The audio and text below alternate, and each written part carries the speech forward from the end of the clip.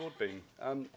Quick question. I've seen lots of hands up today, and it's always good to see it. How many people here have actually used Broadbean before? Wow. That's great. And for those of you who haven't, Broadbean technology is well known in the recruitment space and the sourcing space for being the technology that you use to deliver your job adverts to job boards, source candidates from job board databases, and generally anything that is job board related, aggregating across those job boards, we tend to be one of the core systems used by recruiters to source those candidates and deliver them back to applicant tracking systems, their career site, or back into wherever the candidates need to be taken to. A little bit about me, my background, 20 years in recruitment. I used to run a recruitment agency for my sins back in the mid-90s through to 2003. A small company called Enron changed that for me forever. And I ended up working quite deliberately for a company called Broadbean.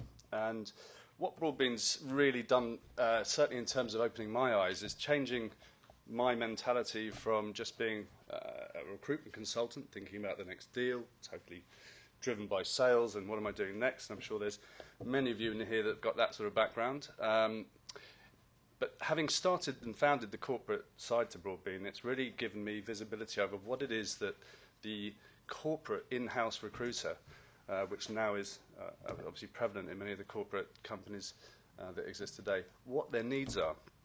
And, you know, my job, sales director, means I sell you things, hopefully. One of the things that I do is I talk to my clients on a very regular basis from the ground up, from the people that are posting job adverts, right through to the HRDs, the resourcing directors, talent acquisition directors, all the various different people that are relevant to the workflow of what we work in. And it's fascinating because most of you are complaining about something, to be fair. There's so many things that everyone's unhappy with. Many of you are doing it right. Many of you are obviously using your resources and the tools that you've got at your disposal to really help in the workflow. But there's a lot of issues out there that really need to be addressed. And I think that's really why today we're going to be talking about what is best practice in sourcing. Best practice, how's it defined? Best practice is a method or technique that has consistently shown results superior to those achieved with other means, and that is used as a benchmark. In addition, a best practice can evolve to become better as improvements are discovered. So best practice is really just the job that I'm doing now, doing it in the best way that I can possible. Well, how do I go about doing something in the best way possible? Well, the first most important relevant parts of what we're talking about here, is what are the resources that you have at your disposal? Have I got the right people in place to really do the job properly? Now, shamelessly, Alistair, who we've never met, but have a remarkably similar thing to talk about today, because everything that he talked about this morning is really relevant to what we see at Broadbean today. Resources and tools, making sure that everyone has exactly the right things in place based on the budgets you've got and how well can you put those together. Now, I don't have the answer. There is no one answer to everyone's needs in this room. I think what the reality is that everyone is different. Everyone has got different budgets, different teams, different skills in resourcing. What we'd like to do is obviously give some of you those questions that you really need to start to ask yourself, to take away with you, having seen us today, and really think about what else could I be doing? What else could I improve? What else have I ignored? Are there things that we could really start to think about? And if we look at the main aspect of certainly what Broadbean focuses on, it's really the talent attraction piece. Broadbean isn't a talent management tool. We don't take candidates through the hire process and onboard the candidates. That's really down to your applicant tracking systems or the technologies that you may or may not currently have.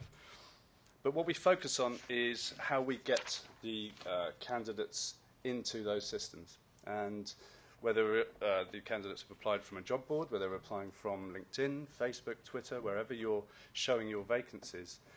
What's key to our offering and what you should really be measuring is source of all of your candidates. And of course, one of the things that is very hard to measure is source. How do you really find out where your candidates have come from? Are you asking your candidates?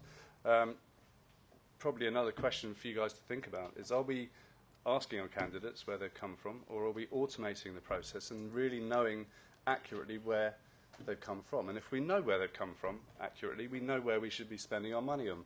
Are we spending our money best on job boards? Should we start to use social media? Is social media something that's part of our company offering, and whether or not we should spend some money on it, spend some time on it? Are those resources that I may or may not have going to spend a whole load of time on Facebook and Twitter interacting with those candidates, or are they best placed to do something else? Career site. Again, career site is usually, for most of our clients that we see, hosted by their applicant tracking systems.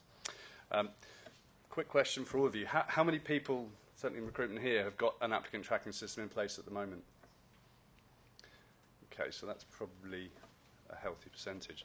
How many of you are using it to its full extent? How many of you are genuinely using everything that is within the applicant tracking system?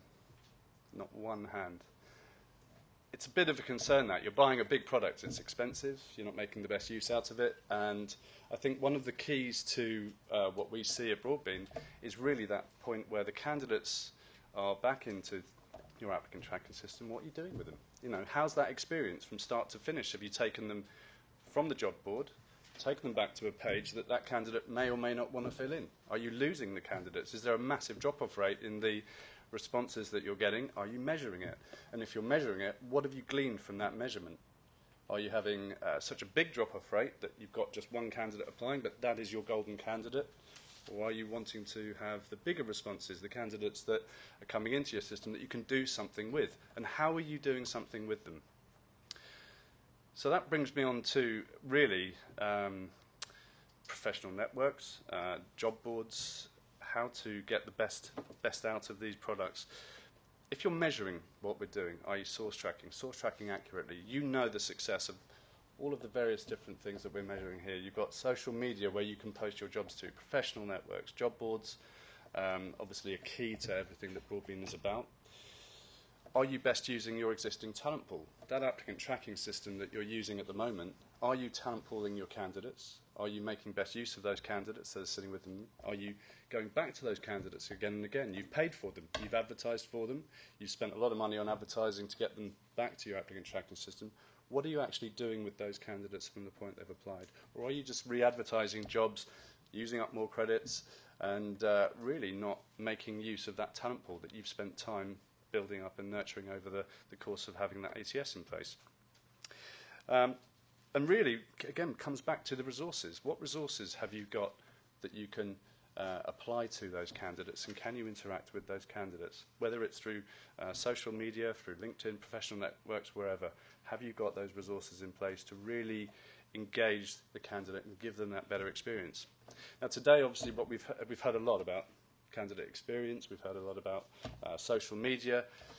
They're all tools at your disposal, and those tools really are best used by the people that are working for you, either interactively. You've got professional networks where you can go through LinkedIn. We had one client we spoke to the other day, has no career site on LinkedIn, but covertly goes out there and to find out where those candidates have come from by interacting with other groups. They've gone into groups and they're trying to pull people from them, which is a little bit cheeky, but he's making hires and pulling people from your companies and pushing them to his.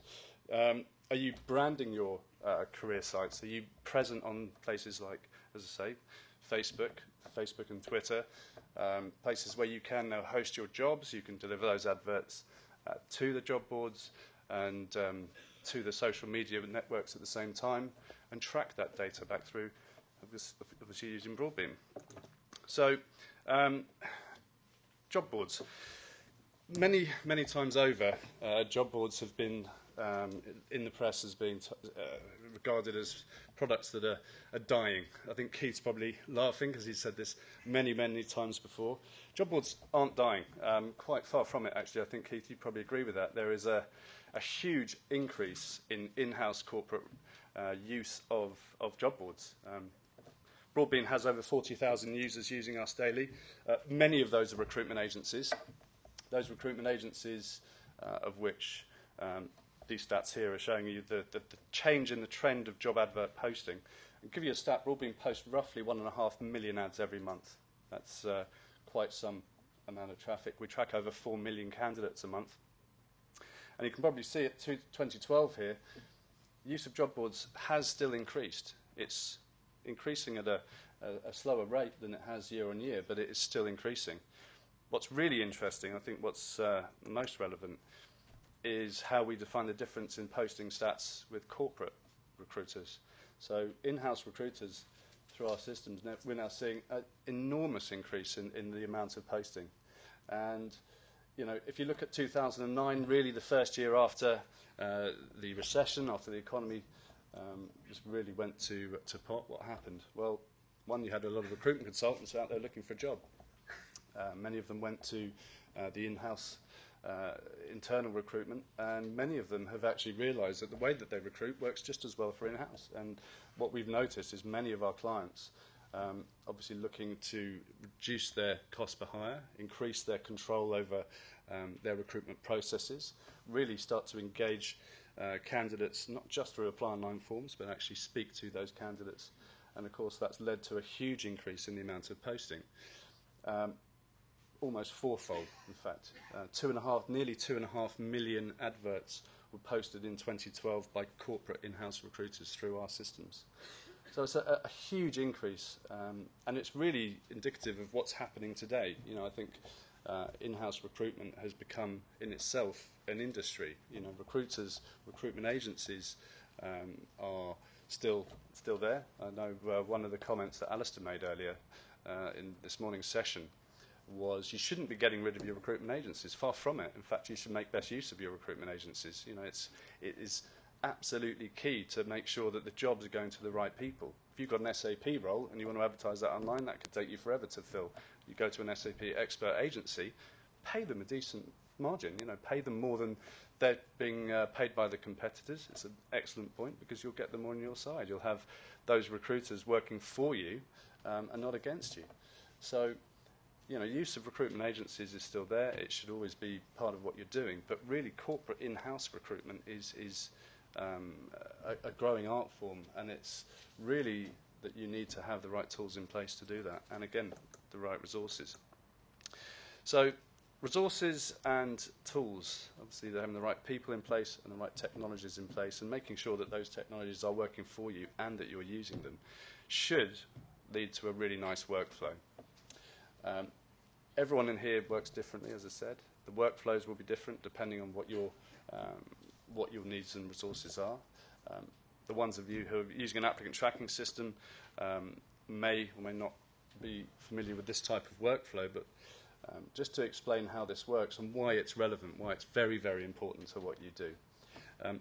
Source tracking of candidates is key. It's everything, really, if you're going to further the way in which you best use job boards. Best practice use of job boards, job advertising, not just job boards, as I say, social media, wherever you're delivering your job advert to, it's key to make sure that you know the success of those places. Where are you getting a good return on investment from where you're spending your budgets? Which social media channel is working for you? So if you take from your applicant tracking system, what Broadbean's doing is plugging into the ATS to deliver the advert to these channels. Okay, it's a seamless process. Many of you who have used this before, integrated with Broadbean, will know that you just take the job from the applicant tracking system, push it out to the job boards. And the candidates that are applying, you know, Broadbean's invisible to any candidate. It's not something that's part of the application process per se, but we do one key aspect of that application. And we'll pick up that candidate from the job board, take them back to the applicant tracking system, and source track it 100% accurately. And it's that accuracy of data that is key to the decisions that you start to make thereafter. Where do you plan your media? Are you using a media agency to plan it? Are you doing it in-house yourself? However you're going about future decisions about which job boards should I use? Should I be using generic boards or niche sites? Should I be using more social media? Is social media working for my brand, or is it better placed in the job board space? Whatever those decisions are, they're yours. They're yours down to each individual company, but you have to make sure that you're measuring it. It has to be accurate measurement, not just relying on a drop-down on a career site. Where did you hear about this job? You shouldn't just be asking candidates these days where they've come from. Most of them don't remember and don't really care about that as part of their experience. So by bringing the candidate back to the career site and measuring it 100% accurately, in time you will start to build some really powerful data that puts you in the same space as the recruitment agencies that really you're competing with.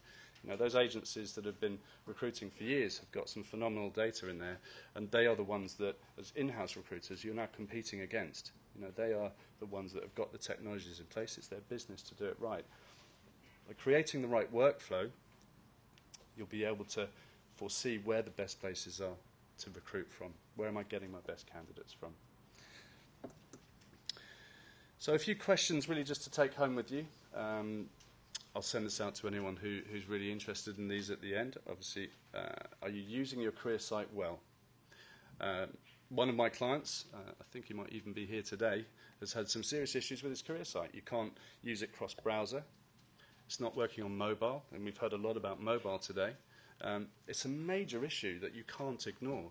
You know, if we're talking best practice, one simple thing, how many of you have tried to apply to your own jobs from various different ways? There's multiple sources that these candidates are coming from mobile right through to various different browsers. Is it working? And if it's not working, what can you do about it? Who do I go to? Is it mobile? Is the site mobile compatible? It's a major issue now. What is it? Over 50% of all Y-Gen people out there looking for jobs are looking for jobs through mobiles or want to look for your jobs through mobile. Are you advertising jobs on social and professional networks? If so, how are you doing it? Again, how are you measuring it? It's key to what you're doing. And if not, why not?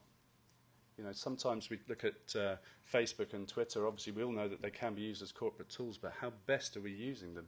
Have I got a career site hosted within my Facebook page? Have I got a corporate Facebook page? Is also very, very relevant. Should I be increasing my spend on job boards to post adverts? Well, how would I know if I'm not measuring it, if I'm not measuring the success back in my ATS? Does my ATS run a report to tell me what that success has been like? So, again, making sure that you're source tracking accurately and know whether or not the job boards are actually working for you, and should I start to spend more on them? Do we have a talent pool? Are we using the talent pool? It's key. You know, long term, if you look at this to a 3 to 4 year plan, we're posting adverts really to build up that talent pool. We're driving candidates back into our applicant tracking system, and from there, that is a pool of candidates that you're qualified. They want to work for you.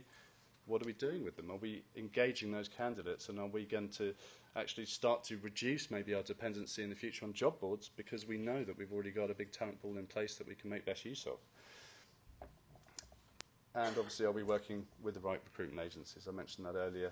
It's a no-brainer. You know, agencies have a place. We all know they have a place. But do we really need to use them for every vacancy that we actually have? You know, you all know the answer to that question if you're using recruitment agencies. There are jobs out there that you could fill really probably from 1 or 2 job boards if you've got the resources in place to fill them, rather than spending really quite a lot of money on using a recruitment agency to fill the role for you. And I guess last but not least, you know, should we invest the time and resources into a referral scheme? It's really kind of the last thing that I want to touch on today, which is referral schemes are now very prevalent. Any of you that go to the technology shows, and certainly over the last year, will notice there's a lot of companies out there making use of Twitter, Facebook, to LinkedIn to engage referral schemes. Are we running a referral scheme properly? Are we making use of our own employee base? You know, your employees are often the best source of candidates for you. The question is, how do we make it work? How do we get the candidates or our employees to engage our jobs in the first place? Are we making it interesting? Is a referral scheme just something that some people know about and you hear about from the colleagues at work, or is it actually something that you've got a dedicated policy about and are making work for you and make it work well? You know, often best candidates come through referral schemes. So that's pretty much it from me. There's a bit about Broadbean, a little bit about us. If anyone's got any questions about Broadbean, there are herds of Broadbean salesmen outside waiting for you to be captured by them. But obviously, one of the keys to today was really just to raise awareness of all of the different things that Broadbean as a company deal with. You know, we sit at the heart of many conversations between the in-house recruiters and the technologies they're using. often we're asked, what's the best this, what's the best that? And the answer is, there is no real answer. Everyone's different, but just make sure that you've got those resources in place to investigate them properly, the budget, hopefully, to spend on them, and therefore go out and get the tools to get that workflow right. That's about it from me. Thank you.